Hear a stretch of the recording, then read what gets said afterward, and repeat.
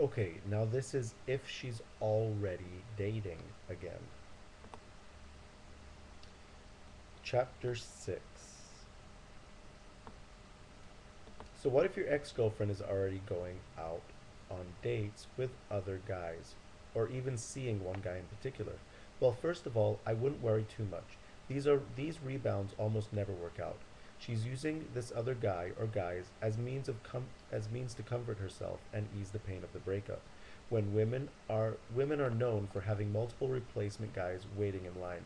These replacements are never high quality guys, and thus you have little to worry about in that department. With that in mind, you need to be completely cool about it. Speaking from personal experience here, when one of my exes called me up after not contacting her for a week, she immediately tried to make me jealous by alluding to a guy that she was going out on a date with. The funny thing is, what I'm teaching you, women almost instinctively know already. They will do all this stuff by instinct alone. Anyway, when she started going on about how she was going on a date, I was completely cool about it. I didn't even have to act because deep down I knew the only reason she was telling me this was to make me jealous. I told her I thought it was awesome and changed the subject. I didn't act bitter, angry, or hurt. I just played it off as it was nothing. If you run into them together. So what if you just happen to actually meet the new guy she is dating? If you've read every word up to this point or listened to every word up to this point, I'm sure you already have a good idea of what to do. Act cool about it. Don't show jealousy, don't show anger, don't ignore him, don't put him down or act rude. You need to pretty much do the opposite of the above. You need to act cheerful and happy to see them both. Shake his hand, give him a pat on the back and a wink while saying, "Careful, she bites," with a big smile on your face. Continue to make cheerful small talk and excuse yourself. You need to act totally secure, calm, cool, and collected about the fact that she's with another guy. Sure, you'll be dying on the inside, but you have to do everything you can to repress those insecure feelings. You can't let them manifest themselves on the outside. The cooler you act, the more frustrated your ex will become. The guy she's with will end up feeling threatened by your calm confidence. Okay, and now moving on to chapter 7, looking good. Alright, stud muffin, it's your time to freshen up. Even if you've already got style, it's still important to look fresh. Basically, you want to look new in her eyes. For when you eventually meet up and catch on up on old times, you don't want to looking like the old you, as it will remind her of the negative things. New is completely neutral and unexplored. It's exciting. Note, did you know that if things are getting sexually boring in a relationship, you just have to both dress up in completely different clothes and maybe even put on a wig for the lust to come back? The minute I had a girlfriend put on a blue wig, I wanted to jump on her. Seriously. The same physiological principle applies to what I'm recommending here. I've already mentioned that working out will do loads of good for you. It'll increase your confidence, make you look better, and make you feel great. That all goes without saying. I urge you to work on that first. Now we can talk about a fresh new look for you. You want her to think, wow, what am I missing out on? It's also important to realize that I'm not asking you to totally change the way you dress slash look. I'd never ask you to change who you are for a woman. Women want a man who's true to himself. I'm asking you to buy some new clothes and even get a new haircut. The purpose is to look fresh, new. This is a physiological trick. I strongly urge you to take it seriously. New clothes, new look.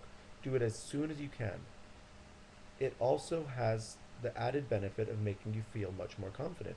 When you put on new clothes that make you feel good, you automatically have a rush of confidence. I recommend right before the big meetup, you go out and buy a new pair of jeans, t shirt, hat, etc. The newer you perceive them to be, the larger rush of confidence there will be. To recap, buying new clothes for yourself does two very important things. It forces her to see you in a fresh, unexplored light, temporarily skyrockets your confidence level. Some quick fashion tips. Make sure your nails are always clean and trimmed. This is one of the first things women will notice on a man. She'll notice your fingernails long before she sees a brand of watch you're wearing. Buy a tongue scraper and use it. Your tongue is the source of bad breath, and bad breath is just disgusting. I see lots of guys wearing clothes way too big for their bodies. I suspect it's an attempt to hide body fat. In reality, this actually makes you look bigger. When you reach your arms toward the ceiling, you should be able to see your belly button. If you can't, then your shirt is much too baggy. Try to make sure all of your clothes work together style wise. You don't want to look like a rock star one day and the DJ the next. It's important to pick a style that matches your core personality and stick with it. Some clothes never go out of style. Leather jackets, black blazer, jeans. It's good to leave those in your wardrobe. Go to a tailor and have him take your correct measurements. Mark them on a business card, shove it into your wallet. It'll come in handy someday. Trust me. Watch the eyebrows. Absolutely no unibrows. Have your eyebrows plucked and shaped if you have to. Go to a salon if need be. Get a tan. Having a tan can bring up your attractive level as much as 20%. For that reason, it's definitely worth looking into. Make sure your pubes are always trimmed. Bush is gross on women, so it goes without saying it's also gross on guys. Thou shalt trim all nose hairs. Nose hair is unbelievably disgusting. It's almost disgusting as bad breath. Make sure your belt and shoes match. For some reason, women always notice when a guy has matching shoes and belt. Try it and find out. The more layers you wear, the more put together you will look. A sweater with a button-up shirt underneath, for example, layers are good. A pair of nice shoes is a must. Shoes are the first thing women notices on a man, according to studies. Something I personally love to do is dress down items of clothing that are considered formal. A blazer with blue denim jeans, for example. Go get one expensive haircut. The stylist will shape your hair according to your facial structure and other features. Once done, take a few pictures from all angles of it and get it duplicated at a less expensive place. Just show them all the pictures and you're good. Avoid black dress shoes. They look better in brown. If you're a dressy, formal type of guy, go out and buy something more relaxed and casual. If you need to mix it up a little, likewise. If you're a casual type of guy, go buy something dressy. Go test out a ton of colognes. Don't just spray them on a paper and smell them. Ask for samples and take them home with you. Try each out and go with the one that suits you the most. Most guys don't know you can get free samples of cologne. How long do women take to get ready? They do this all to look good for you. Now, how long do you take to get ready? Consider putting more time into looking good, and it will get you noticed immediately. It'll get noticed immediately. Don't ever brag about how much effort you put into looking good. Make it seem almost effortless. Brush off compliments with a simple thank you. There's no doubt that naturally looking good guys have it a bit easier than everyone else. However, there is a big difference between being good looking and looking good. Looking good is by far enough. Don't fall into the trap of thinking women will only date studs. You see, women every single day with guys not even half as good looking as themselves. This is because, as I stated earlier, women are heavily attracted to the way a man behaves. If his so-called alpha if he's a so-called alpha male, he has little to worry about when it comes to attracting women.